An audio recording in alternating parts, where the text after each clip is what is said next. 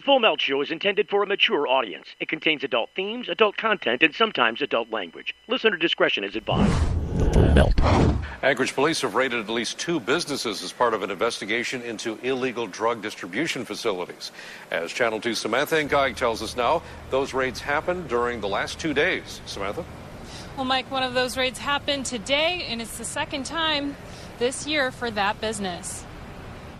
Former TV reporter Charlotte Green has been through this before. Her business, the Alaska Cannabis Club, was raided today by Anchorage Police Department. All they said was open up the door. They busted it in and stormed the place. Guns drawn, just like last time. Police also raided her club in late March, serving a search warrant and seizing multiple items from the business. Green maintains her club provides medical marijuana to patients and has done nothing illegal. Here we are, being harassed by the state, which refused to stand up and help patients when they needed it. Now here I am trying to do good, not breaking any laws, and here they are, trampling on our rights. APD released few details surrounding Friday's raid. The Anchorage Police Department is currently conducting an investigation into several illegal drug distribution centers. Just a day earlier, police served a search warrant at a building occupied by Absolute Chronic Delivery Company. Yeah, it was shocking, yeah. While our calls to ACDC went unanswered on Friday, APD said that raid is related to ongoing investigations surrounding illegal drug distribution centers. The Coalition for Responsible Cannabis legislation says for now, the best option for anyone planning to consume and avoid a bust is to follow current rules. If you are growing for your own personal consumption, as long as you keep it to the 6 plants, 3 veg, 3 in bloom, you are fine. APD is not going and knocking down anybody's doors. The only ones that they are targeting are the ones who are advertising for exchanging cannabis for money. And if you plan to start a business, the basic idea that we need to get across is to remember that donations and delivery service fees are not legitimate loopholes around selling cannabis. And for long-term best practices for yourself and your business, please remember to just wait until you actually have a state-issued cannabis license in hand. The bottom line, marijuana businesses that don't wait until the state figures out the regulations to commercially sell pot run the risk of getting a visit from police. And these raids come about a month after the Alcoholic Beverage Control Board issued cease and desist letters to 6 businesses, including the Alaska Cannabis Club and Absolutely Chronic Delivery Company, saying they were operating illegally. APD says if any charges are filed, as well as any arrests, police will release more information on that. All right, thanks, Sam. Are you high? What are you talking about? This is the Full Melt. Give me a break. The Full Melt Show. A marijuana discussion about news, culture, politics, and lifestyle. FullMelt.com. Toll free. 844-420-TALK. 844-420-TALK. Up and operational for yet another week. Live from the PetPain.com studios, this is The Full Melt Show. And bearing news of freedom today, Monday, August 10th, 2015. I'll tell you, 61-year-old Jeff Mizanski of Missouri, who's been in prison for over 20 years without parole over a cannabis-related charge, has been granted parole and will be released from prison within a matter of days. In May, Missouri Governor Jay Nixon commuted Mizanski's sentence, giving him the possibility of parole. This led to the parole hearing on August 6th, although officials stated that a decision would take 6 to 8 weeks. It only took 4 days. I wonder why. Jeff was arrested back in 1993 on his 3rd cannabis-related charge. Given it was his 3rd offense, he was sentenced to life in prison without parole, despite having no criminal history other than cannabis charges under the state's 3 strikes law. Prior to Governor Nixon's commutation, a petition with over 400,000 signatures, including 128 lawmakers, was delivered to the governor asking him to free Mizanski. This, according to the jointblog.com, and that article coming out today. Look, nobody should be going to jail for marijuana. It's a terrible, terrible waste of public resources. Look, people in many states, including here in Michigan, can't figure out how to pave their damn roads or maintain the ones they've paved. The states still haven't come out of the recession, really, because as the economy picks up and people start paying taxes, the state starts to make some money. They're starting to come back. You see, the taxes come after the employment, right? I mean, that's how it works. They withhold some money. They pay it into an account, but it comes like quarterly. So as the economy picks up and the states start to get a little bit of money, they're still suffering. They're probably the last ones in the group, besides actual employees, to feel relief from recessionary times. It's not easy being a business in recession. And states are nothing more than businesses. I mean, they collect money through taxes. They sell services. It's basically a business.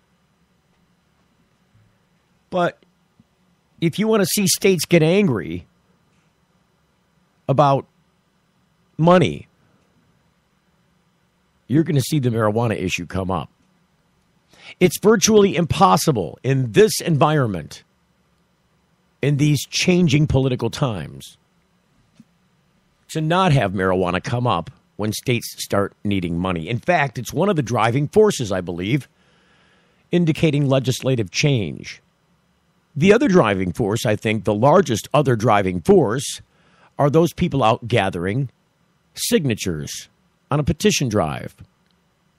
Legislative initiatives, yes, but only after petition drives, people's initiatives. Because when people call their legislators, it seems they're disengaged.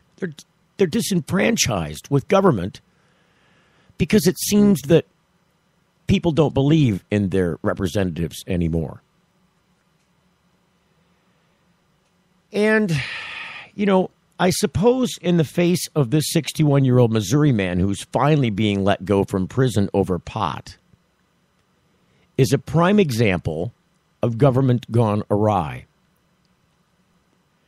I mean, when you're telling taxpayers that they need to put this person who has no other criminal charges before him ever in the history of his life needs to go to prison for life without the possibility of parole is beyond cruel and unusual punishment. It's anti-American. I've said before, and I have to say again, and I will say again, that the war on drugs simply is not a war on drugs, is it?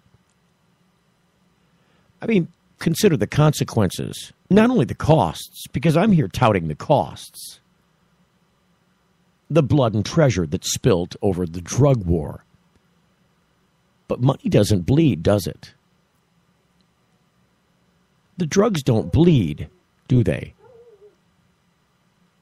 I would suggest not. I would suggest that the money and the drugs are pretty much, have nothing to do with this. They are the instigator, but they aren't the end of the road, are they? There's a studio dog. Where'd the studio dog come from? The life of a person that is fostering animals. Fostering animals and radio sometimes go together. No, they don't. They don't go together at all. Where were we? Oh, yes. This poor guy's a prime example of a waste of public resources. You shouldn't be told that you have to pay to put this man in prison, and there's nobody inside the gears of government that stands to meter public resources being spent in this place. Prosecutors run willy-nilly, unchecked, with an open pocketbook. It's your pocketbook to put people in prison over pot. Don't you think the roads need paved before you put the guy with some pot in prison? Really? I mean, in other places, they're selling this pot openly inside this country, collecting taxes, furthering their economies, making people happy. I'm not talking about happy because they've got marijuana available for purchase. I'm talking about making people happy from a governmental standpoint. Because the people in Colorado who made marijuana legal first took a stand in court before they took a stand with a pen and a ballot petition. And at the voter ballot box, they took a stand before prosecutors and said there will be no convictions on marijuana in the state of Colorado or in Denver. Very hard for prosecutors to win a conviction on a marijuana case. And defendants got to know this, and they would press their rights. They wouldn't be buying this, I'm going to take your stupid plea bargain, Mr. Prosecutor. It's a horrible way of doing criminal justice, this plea bargain business. It's a way of greasing the tubes so the meat that's ground down and stuffed down those gullets has a place to move. It shouldn't be this way. The people who are bleeding in the drug war are the citizens of the United States and its surrounding countries, mostly Mexico and South America. I mean, that's where the drug war is being waged. It's being waged on the population of the U.S. citizens. Those are the people who are at the other end of those guns. And the same thing in Mexico. I mean, you've got this Guzman guy running around after escaping prison in Mexico twice. I mean, who gets to build their own entire tunnel out of a prison and not get caught? I mean, this is what happens when you have horrible drug policy in one country and how it affects another. You get bad people involved with bad intentions, and they gain lots of money. And when they do things like Guzman. Guzman's not only in the business of selling marijuana, he's less in the business of selling marijuana now that it's legalized in many places on the West Coast. Those routes are drying up. In Michigan, you can't even buy Mexican weed because too many people have fresh, homegrown, normal weed. More coming up on the Full Melt Show after the commercial break. Come right back. You're getting the Full Melt. Got something to hide? Canalock offers discreet and effective storage solutions that destroy odor, so nobody knows. Canalock is a patented charcoal-activated bag that discreetly stores your marijuana. Canalock is made from the same material as military chemical warfare suits. Get yours at canalock.com. Visit canalock.com to learn more about no-smell technology.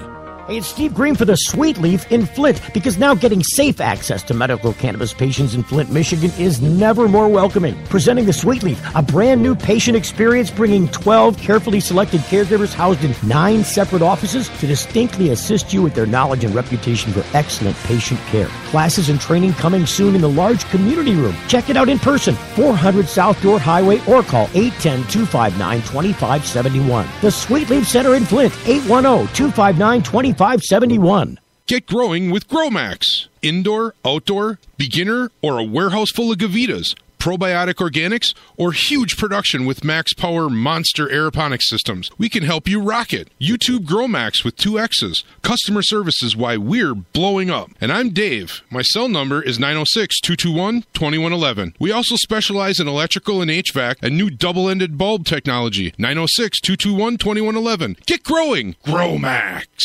Introducing Sacred Elements, a place for natural and alternative healing for the mind, body, and soul. Sacred Elements. It It's one place, all solutions. Registered, licensed, certified, ordained. Sacred Elements. Massage, hypnosis, Reiki. Sacred Elements. Raindrop, aroma and color therapy, body detox, ministry, life coaching, weight and nutrition counseling. Sacred Elements. Next to the Sweet Leaf, 400 South Dorr Highway, Flint. 11 to 7 daily, closed Sunday. Call 810-259-2570. At Unilever, we want our brands to help create a bright future. Knorr is working with thousands of farmers worldwide to grow vegetables sustainably. Because we don't just care about taste, but about protecting the land for future generations all over the planet. Unilever makes some of the world's most well-known brands, and over 50% of our food ingredients are already sustainably sourced. Find out how working with farmers is helping to create a bright future. It's the Full Melt Radio Show. Radio show.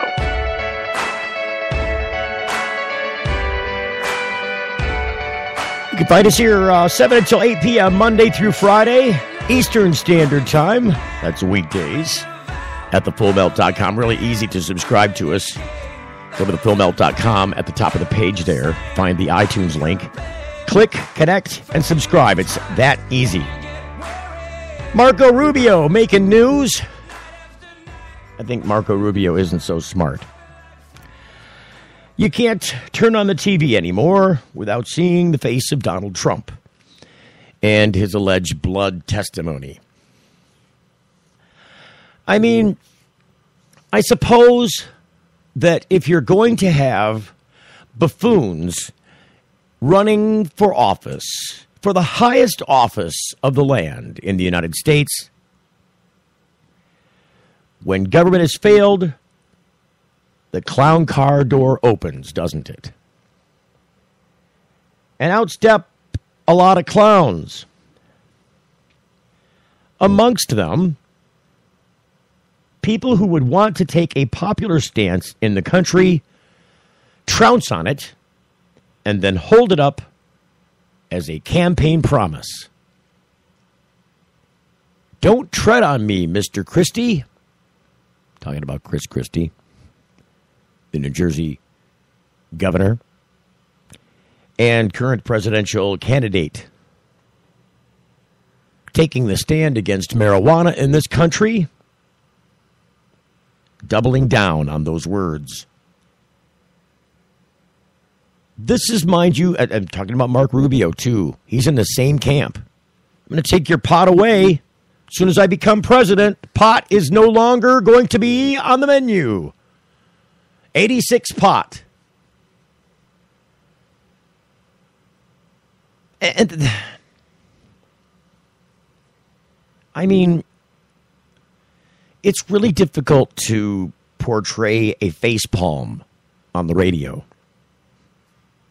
But just let me tell you right now, my face is in my palm. I'm glad to see the weed man taking steps to a New Jersey weed man, Edward Fortune, taking steps to both further his life by opening up across from the State House a marijuana-friendly or a marijuana-themed cafe. Touche, Mr. Fortune, for having the fortitude to continue to pester the coattails of Chris Christie. It seems to me to be antithetical to being elected when you take unpopular positions and stand on them on a stump speech for president. It really boggles my mind. It makes me wonder how people like Christie and Rubio wonder how they end up on a second-tier stage in a group of some 17 presidential candidates vying for the Republican nomination in this country. And then to turn around and say that in the very election that you intend to be elected president, while other states across the country legalize cannabis for commercial consumption and for medical purposes, that you would have a fighting chance. I mean, did you have to fire a series of political advisors who must have told you, must have foretold of these events coming in the 2016 election? You must have known that this is not a path forward to popularity. I mean, if you're counting on the old people vote, good luck. Old people aren't going to be turning out to the polls for pot for the most part. I would say that a small percentage of them may do that. The ones who are enlightened to the subject, the ones who have a mind of their own and don't need to be told by others how things should be. Perhaps those people will be showing up at the polls. But the vast majority of the elder generation is opposed to pot by programming, by propaganda, by political agenda, by the almighty dollar. And so I think when, and I don't know, it puzzles me, it baffles me, it befuddles me, this idea that Marco Rubio would be trying to break out of this second-tier shelf of candidates with a very low rating compared to others. I mean, Donald Trump has the vast majority of this ratings bit tied up. He's the popular one here. Most of the votes currently available amongst all the candidates, this is what happens when you have 17 of them, are going to Mr. Trump, despite his blood messaging.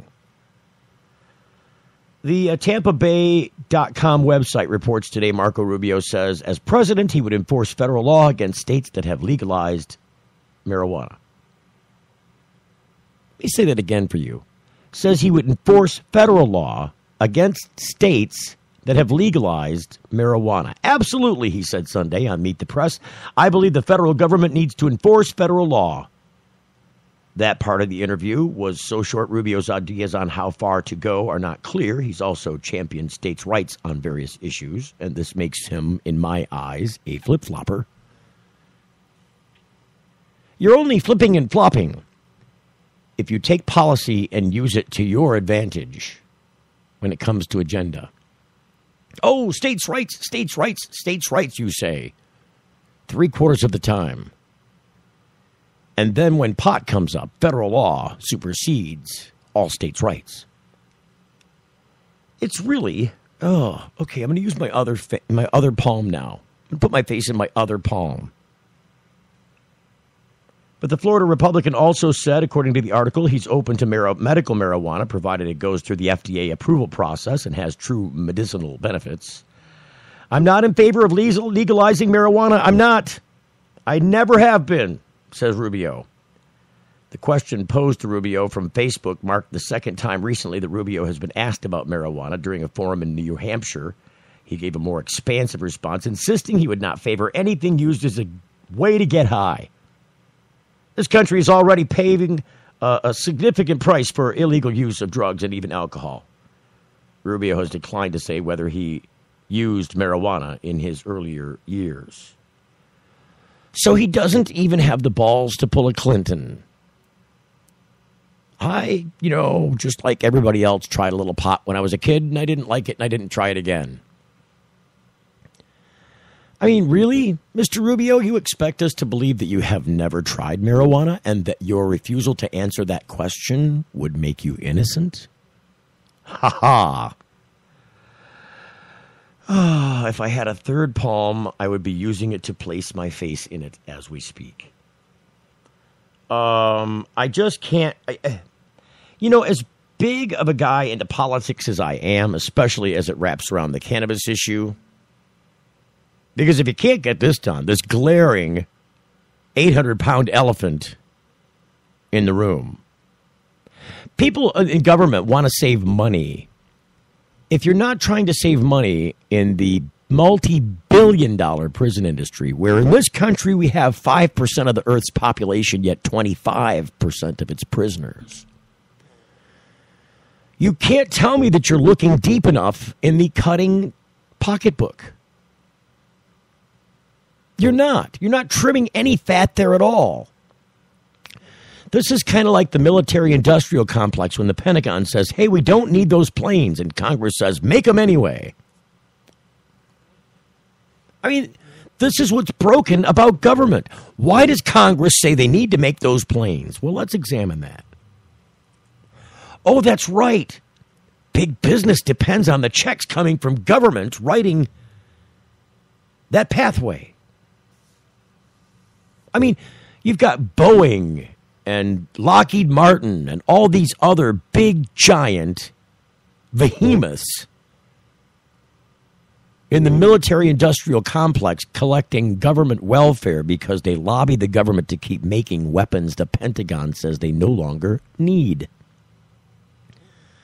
And you wonder why Mr. and Mrs. Voter are not so stealthy. I don't know, stealthy's not a good word. I'm just not trying to use stealthy. They're not so, I don't know. They're not tiptoeing around ready to go vote. Let's put it that way. Nobody's so happy to go vote because nobody thinks that their vote counts, especially when it comes to hanging chads in Florida. And depending on who the nominees for the parties become, get ready to see the most expensive, the most ad-laden, the largest content of big business, putting out political messaging, propping up candidates. More money probably from the business sector than from any other sector of the entire political realm. In this next political process, this next cycle, this next presidential election, it's not only here, it's growing. You're not going to hear much from Democrats for a little while, and the Republicans have a big field to cut. But I would venture to say it would only be logical if you are a guy in the Republican camp that wants to break out and have a bigger umbrella than your neighbors, that you would embrace this idea, this conservative idea of not wasting taxpayer money and perhaps spending it in places that has actual benefit. I mean, if you're a place that only exists because the military's there, you better find another way to prop up your little town. Invite some other businesses in. Ones that are not service-based. Ones that are not only existing off the population that is drawn by a military base. There are many bases around the country that could be closed and should be closed. They're extremely expensive, but the towns surrounding them completely depend on that population being there. It's a really big problem. In the long run, it's a huge problem. This idea of government waste and money, and a lot of people would say, oh, we've cut all the waste out. And you can only cut so much waste out of government. No. When during the last war in Iraq, under the Bush administration, they started flying cubes of money around. And I'm talking about cubes. I'm talking about a pallet full of $100 bills stacked about as high as a middle-aged child. Pallets and pallets of money thrown out of the backs of planes to people with camels in the desert. Every single one of those dollars was borrowed and we're paying huge interest on to the Chinese. I mean, I know this is a medical marijuana and cannabis-related show. I know we talk about hemp.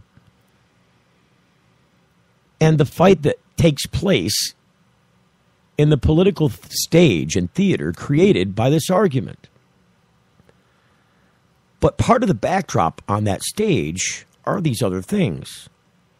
The presidential campaign, the way that people do foreign policy, the way that money's wasted in in government with relation to the criminal justice system. The way that politicians have created a bad incentive for police to police for profit instead of for protection. It's very twisted. And I would suggest that during the coming cycle, you put your sights on. That you take off the rose-colored glasses and put on the microscopes. Strap them on. Examine things carefully. Take steps to go and vote your choice. Because ultimately, we do have a fair election system, I think, in this country. The question is, how much money do the candidates need to have to win your favor?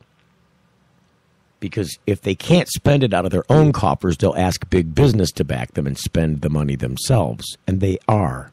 They do. They will. And that avalanche of political, that juggernaut coming down the hill is such a big pill to swallow. But you're going to have to try and swallow it. If you want to see, your will to be done as it comes to the, election process in cannabis in your state, in your country, you can't, in order to win it, you have to be in it. Or else you lose by default, don't you? You have to stand up and be a part of the game.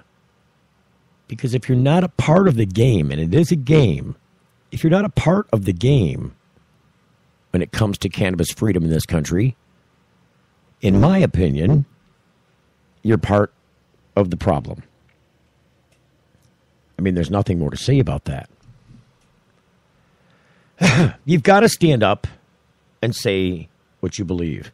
And if that means that you believe that cannabis should not be free, say it. I think all cannabis should be free. I'm not going to knock you for saying it. It needs to be said. If you have to say it, I think you're not enlightened. I'll have a different opinion than you, but you got to say it. When we come back from the other side of the break, I want to talk about this business of Leafly starting up a rating service for cannabis. I mean, just like Nielsen, the Nielsen rating service for TV, these guys at Leafly have departed to raise cash for a new marijuana business that is that Nielsen ratings service for the marijuana supply chain in this country. Good idea? Bad idea? Money making? Leafly thinks so. We'll toss around the story as it appeared today, only moments before the show came on, and decide that for ourselves coming up next. You're getting the full melt. Get growing with GrowMax. Indoor, outdoor, beginner, or a warehouse full of Gavitas. Probiotic organics, or huge production with Max Power monster aeroponics systems. We can help you rock it. YouTube GrowMax with 2 X's. Customer service is why we're blowing up. And I'm Dave. My cell number is 906-221-2111. We also specialize in electrical and HVAC and new double-ended bulb technology. 906-221-2111. Get growing. GrowMax. If you're like us, your pets aren't just animals. They're members of your family. Pet Pain CBD hemp oil drops are great for aging as well as active dogs and cats. Some people are apprehensive about hemp treatments for pets. They ask us, what are you smoking? Absolutely nothing, and neither will your pet. Like other hemp-based products for humans, the allure is all of the benefits of cannabis without any of the high. The CBD oil has shown to rejuvenate the bones, joints, brain, stomach, eyes, and heart. And the drops contain absolutely no corn, wheat, soy, artificial colors and flavors, or preservatives. Pick some up today. Visit petpain.com or ask for Pet Pain at your local pet store. Petpain.com. CBD relief for your pet. It's not easy out there, but it can be easier. And when it comes to medical marijuana in Michigan and chronic pain management, Dr. Bob Townsend, renowned for his patient advocacy and deep understanding of how patients and medical marijuana certifications fit together, makes it his hallmark to educate and provide the best holistic treatment for your condition. Now, his knowledgeable staff makes you feel warm and welcome, and Dr. Bob makes you feel well. With locations across the state in Cadillac and Gaylord, Kalamazoo, Marquette, Mount Pleasant, Muskegon, Saginaw, Traverse City, you can't beat the convenience and feeling you get knowing you have someone on your side that cares. Denali Healthcare is on the web at denalihealthcaremi.com. Get answers to your holistic health questions or schedule an appointment now by calling 989-339-4464. Chronic pain management and holistic health answers is what they do. It's all they do. DenaliHealthcareMI.com. Get your certification and peace of mind now by making an appointment with Dr. Bob Townsend at 989-339-4464. At Unilever, we want our brands to help create a bright future. Knorr is working with thousands of farmers worldwide to grow vegetables sustainably. Because we don't just care about taste, but about protecting the land for future generations all over the planet. Unilever makes some of the world's most well-known brands, and over 50% of our food ingredients are already sustainably sourced. Find out how working with farmers is helping to create a bright future. It's the Full Melt Radio Show. Radio show.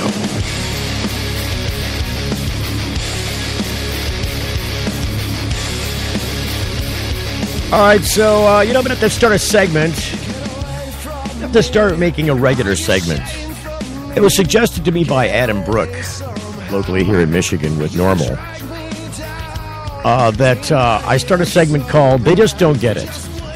I really want to get a musical theme that I can play in the background. I want to use get some kind of theme that I can play and have it They Just Don't Get It segment. If I had that segment put together today, I would include this tidbit in that segment. This is about really Mr. Bill Schuette, because he just don't get it. In Lansing, according to the Free Press, the Detroit Free Press here in Michigan, Steve Green, not me, the other Steve Green, 37, is a medical marijuana patient with a particular distinction. Green has visited about 30 dispensaries currently open in Lansing and often jokes it only takes, quote, 2 jars of pot and a lease, end quote, to get a local business started. There are no guidelines. There's no licensing procedure, said Green, a Michigan medical marijuana card holder since 2010. It's kind of great because it allows for true commerce to take place, but it also allows people from other areas to seek haven. Lansing now, doesn't have a licensing process for medical marijuana dispensaries, despite City Council's passage of an ordinance in 2011 regulating the business. At least 30 businesses applied for licenses that year, according to the city clerk's office, but the Court of Appeals struck down dispensaries as a violation of state law. Since dispensaries are technically illegal in Michigan, the city attorney's office informed the city council in 2011 that any dispensaries open would operate at their own peril. Former city attorney Briggs Smith wrote in a letter after the Court of Appeals ruling that all Lansing dispensaries, quote, refrain from engaging in any activities that do not comply, end quote, with the court ruling. The Michigan Supreme Court ruled in 2013 that dispensaries can be shut down using the state's public nuisance law, a ruling that Attorney General Bill Schuette praised, saying it virtually prohibited retail marijuana sales. Yet dispensaries keep popping up in the capital city, causing concerns among some. Carol Wood, who's an at-large council member for 15 years now, put it this way, quoting her, "It's as if Lansing passed an ordinance that if you run a red light, you're getting a ticket, but you're sitting at the light with a police officer watching everyone run a red light and nothing happens," end quote. Wood, chair of Lansing's Public Safety Committee, helped craft the 2011 ordinance and said enforcement of dispensaries is out of City Council's hands. Wood said she hasn't heard from anyone at City Hall that the ordinance is unenforceable. If the ordinance is unenforceable, she's willing to work on changes. Owners of dispensaries could have the best intentions and serve only medical marijuana cardholders, but the uncertainty gives the perception Lansing doesn't care if laws are broken, Wood said. The ordinance included zone restrictions for dispensaries, licensing requirements, and hours of operation. Wood said city officials are also watching the legislature, waiting to see if lawmakers will pass a bill clarifying the role of dispensaries. Mayor Verge Bonero believes Lansing dispensaries are following the law by serving only medical marijuana cardholders. He added that most law enforcement agencies would like much of the law to be clarified. The Supreme Court doing that 9 times in the history of its existence. The Lansing Police Department tries to work with the prosecutors to make sure dispensaries comply with Michigan's Medical Marijuana Act. We're trying to comply with the law, Bernero said about dispensaries in an April interview a few days before he spoke at Ann Arbor's annual Hash Bash. We continue to try and deal with the legal rubric that's out there. I try to follow what's out there at state and federal levels, but right now it's a bit of a hodgepodge. Council member Aylin Boyles, representing 3rd Ward, wants to push for a more balanced approach to dispensaries that prohibits owners from saturating specific areas of the city with the businesses. Bowles is also a Public Safety Committee member, said the police department does its best, the best that it can to make sure dispensaries, their owners, and customers don't practice lawlessness. Local police, however, are challenged, because of a gap between the city's ordinances and the dispensaries and state law, she said. They have to decipher what's illegal and what's legal, Bowles said. Michigan Department of Licensing and Regulatory Affairs doesn't track medical marijuana dispensaries, but confirmed this week there were 173,495 active registered medical marijuana patients in the state, and of those, 4,083 were in Ingham and Eaton counties, where Lansing resides. Laura spokesman Michael Lepp said that there were 33,004 registered caregivers for the drug. A dispensary isn't considered by the state a registered caregiver. There were 1,963 caregivers in Ingham County and 864 in Eaton County, who had cards issued during the 2014 fiscal year. Meanwhile, a ballot initiative proposed in April could make recreational marijuana in Michigan legal. That initiative could put the issue on the ballot in the hands of the state legislature or send it to voters in November in 2016 if the legislature fails to take action or rejects the bill. In Lansing, Bernero has made it clear that low-level use of the drug is not a priority of the police department. A smart move, I would say. Bernero said Lansing is going to, quote, lead the way on marijuana sanity, end quote, and the majority of residents appear open-minded. In fact, residents passed a city charter amendment in 2013 that says nothing in city ordinances shall apply to the use, possession, or transfer of less than 1 ounce of marijuana on private property by a person at least 21 years of age. Residents who possess the drug, however, can still be charged with a crime under state or federal law.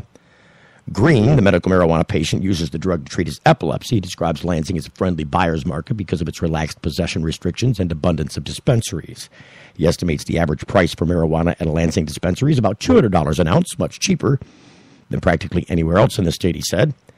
The website priceofweed.com says the average national price of 1 ounce of, quote, medium quality, quote, marijuana ranges from $250 to more than $300. There's definitely a sense of peace and security within the city limits, Green said. That's not the same feeling you're getting in several other places in Michigan, he added. A bill introduced in the state legislature this year aims to address legal holes in the state marijuana laws. Mike Calton of Nashville, he's a Republican, is one of 21 sponsors of a bill that would create legal medical marijuana, quote, provisioning centers, end quote, more commonly referred to as dispensaries, and safety compliance facilities to test marijuana sold to ensure patients receive safe products. Since caregivers aren't allowed to pool marijuana for all their patients and patients can't get marijuana from other patients, the current law inadvertently created a delay, Calton said. It might take months before your plant is medicine, he said, and if you have cancer, you might be dead by then. If your child is having seizures, you're going to have to wait months while your child is having seizures. Calton said he'd prefer patients get the drug from pharmacies, but federal drug laws complicate that process. He added that medical marijuana can be safer with a prescription, or safer than a prescription, like painkillers, which have become a gateway to heroin use. You know, Lansing is one of the enlightened cities. It's one of many cities here in the state of Michigan who's taken a different approach than many states in the face of not passing a ballot initiative that clears this issue up completely, passing one and then electing its opponent, causing it to be Swiss cheese in the interim, has left cities with an opportunity to pass changes within their own rules, allowing for dispensaries despite the lack of instruction under state law, despite its overall illegality. I mean, it's it's one of these things in Michigan that is going to change. This is water at the top of a hill being held back by a thin veil of plastic. And come this next election cycle, that plastic is going to be penetrated. And when it does, that water will be not going uphill. It will not be going sideways. It will be going down that hill. And people like Marco Rubio and people like Chris Christie are going to be in its wake. I mean, they're going to get washed down the hill, aren't they? Perhaps not Christie. He may be large enough to not drown, or at least stand his position as the water rushes by. But then again, will Chris Christie even be a part of this stage play? I don't know. I told you I'd tell you about this business of Leafly starting up a rating service for cannabis. And they are. This according to GeekWire.com. And the story came out just, not too long before the show aired today. These Leafly founders are departing, raising cash for new marijuana business intelligence startups. After 5 years, the founders of marijuana strain and dispensary database Leafly are moving on to their next cannabis-related startup. The founders, who launched Leafly in 2010, are the co-founders of Headset, a new Seattle-based startup that's building a business intelligence platform for the fast-growing marijuana industry. Headset, which just raised about $450,000 of a $750,000 seed round from Poseidon Asset Management, a group of angel investors, offers what Scott describes as a market research and analysis tool similar to Nielsen, NPD, or Erie, but for customers in the marijuana supply chain. The idea is to give marijuana retailers, processors, and growers better insight and intelligence for their business, ultimately helping them make more money and offering better customer service. We're staying in the cannabis industry, but are tackling a different problem, said Scott, who's taking on the CEO role for the new company. Headset's platform provides a number of operational insights. For example, a retailer could immediately be notified when a stock is low of a particular product that's been selling well, or find out if a specific strain isn't flying off the shelves like it used to. Meanwhile, product manufacturers can access sell-through data, all commodity volume information, and a competitive set analyses, among other insights. Headset is also compiling a comprehensive industry landscape database that can help manufacturers and retailers understand what products are on the market and access information on cost, availability, and more. So what these guys are doing is taking over an existing business in, say, telecommunications, the Nielsen Ratings Service. But this Nielsen Ratings Service will be for marijuana products in the marijuana supply chain. And if you ask me, that can be nothing but good. You're getting the full melt. Got something to hide? Canalock offers discreet and effective storage solutions that destroy odor, so nobody knows. Canalock is a patented charcoal-activated bag that discreetly stores your marijuana. Canalock is made from the same material as military chemical warfare suits. Get yours at Canalock.com. Visit Canalock.com to learn more about no-smell technology. Imagine a world where patients can use marijuana like any other medicine.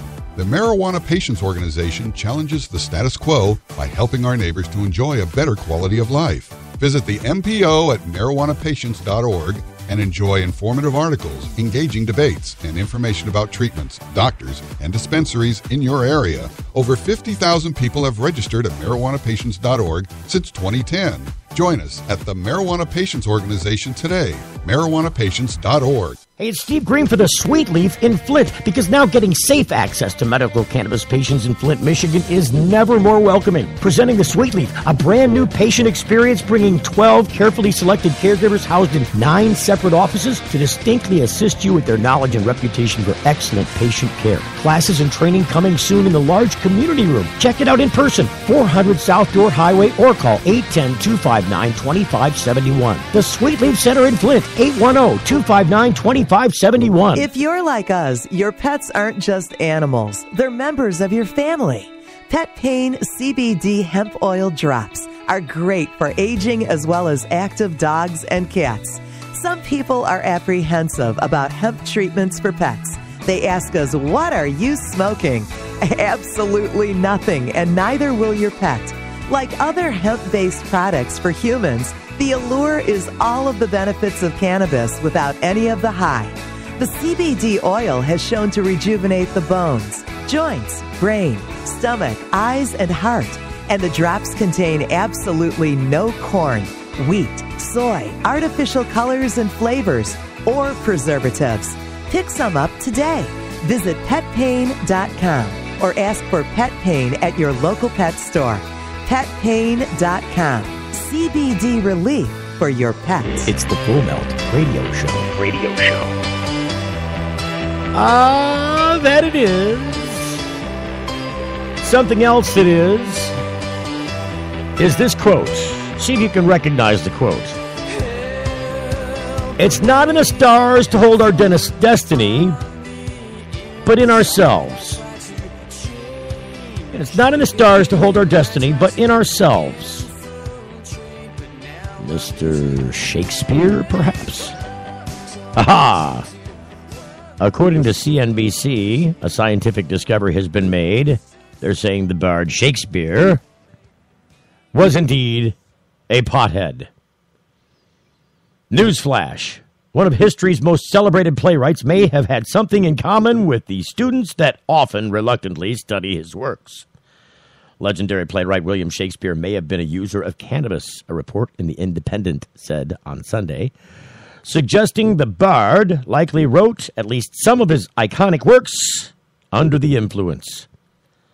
According to the publication, South African scientists tested the residue of several of Shakespeare's tobacco pipes, hailing from the 17th century, that were dug up from his garden. Of the 24 fragments tested, cannabis was found in 8 samples, and 4 of them were from the writer's property, The Independent reported. The remnants were on loan from the Shakespeare Birthplace Trust. In addition, the Independent's study also uncovered a few pipes that tested positive for cocaine, although neither came from Shakespeare's garden. The report notes that, quote, a diversity of plants were smoked in Europe, end quote, at the time, but well before a wave of modern legalization that gradually eroded the stigma of using marijuana and helped to loosen social mores. The report didn't speculate on how frequently Shakespeare may have smoked the substance, yet it also pointed out that the playwright made reference to weed in one of his sonnets, number 76, in fact, underscoring how he may have been willing to use it for creative purposes. The Independent's full report can be found on its website, according to CNBC. How interesting. To be or not to be? That is the question. Did he ask it under the influence of pot? I suggest that he probably did. Shakespeare. A2 Shakespeare? You gotta, all entertainers entertain pot. Just a discovery I've made over the years. Most of the entertainers that I know, and I've known a lot of them, and we'll probably get to know more, love the pot. And other things too sometimes. I wanted to talk to you about this before we got off the air today. My friend and comrade in the marijuana fight in America, Mr. Keith Stroop from Normal, wrote his own little sonnet about ending job discrimination against marijuana smokers. This published today by marijuana.com. One of the most troubling aspects of current marijuana policy in this country, even those states that have legalized marijuana, is the continuing job discrimination faced by those who smoke marijuana. In 49 states, Arizona is the sole exception, a private employer is legally free to fire anyone who tests positive for THC in their system, without the slightest suggestion that the individual came to work in an impaired condition. It is a relic left over from the, quote, reefer madness days when marijuana smokers were considered bad people. Bad. And employers were anxious to identify smokers and get rid of them. Arizona does not permit employers to discriminate against legal marijuana users for medical purposes. They do not yet have legal recreational use, unless a failure to do so would cause an employer to lose a monetary or licensing benefit under federal law or regulations. Of course, employees in Arizona are not protected if they come to work in an impaired condition or possess or use marijuana in the workplace. Until we manage to change federal law, that is a good model for new states to consider as they draft either medical use or full legalization proposals. For those who may not know, it is important to understand that THC remains in the system for days or for heavy long-term users, even weeks after the individual has smoked marijuana. But the individual is only impaired for about 90 minutes after smoking. It's the impairment that should be of concern to the employer, not the off-work usage. For too many years, private employers have been encouraged by the federal government to drug test their employees as a way to enforce the anti-marijuana laws. These employers who opted for what is called a drug-free workplace seemed unaware of the hypocrisy of allowing workers to get drunk in the evening and come to work the following morning while treating off-job marijuana use as a disqualifying factor, even if it occurred days or weeks earlier. They justified that distinction on the basis that marijuana was illegal, while alcohol was not. But with the changing marijuana policies and attitudes in this country, including 4 states in the District of Columbia that have legalized adult use and a total of 37 states that have adopted some form of legal medicinal use, that justification no longer applies. Testing for THC determines only whether the individual has smoked marijuana over the last few days. It's not a test for whether one is impaired when the test is taken. Yet today, even in states where marijuana is legal, the majority of employers continue to fire good employees who test positive for THC without any indication that the individual has ever come to work in an impaired condition. It is an ignorant and self-defeating policy that no longer has any place in the American workplace. Unless the off-the-job marijuana use is interfering with that employee's ability to perform their job in a safe and efficient manner, it should be irrelevant. We need to better educate employers about marijuana and marijuana smoking and convince them that drug testing, at least for the purpose of identifying marijuana smokers, is a costly waste of money for the entire employer and will inevitably result in the unnecessary loss of good, productive employees. Whether one enjoys a glass of wine or a marijuana joint when they relax in the evening has absolutely nothing to do with their fitness as an employee. Another Reagan legacy, workplace drug testing, largely popularized by President Ronald Reagan, who in 1986 issued an executive order requiring federal agencies to establish regulations to achieve, quote, a drug-free workplace, end quote, making it clear that federal employees who are forbidden to use illegal drugs, quote, whether on duty or off duty, end quote, and requiring drug testing for all applicants for federal employment and for federal employees deemed to hold sensitive position. At that time, only about 20% of private employers drug tested their employees. Today, that number exceeds 80%. Private corporations have enlisted in the war on marijuana smokers in a big way, and it will take some time and effort to turn them around. For too long, employers were made to feel that it would almost be unpatriotic if they refused to drug test their employees, that somehow they would share the blame for the perceived drug abuse problems in America. The unmistakable message was, if you love America, help us enforce the marijuana laws and drug test your employees, and most fell in line.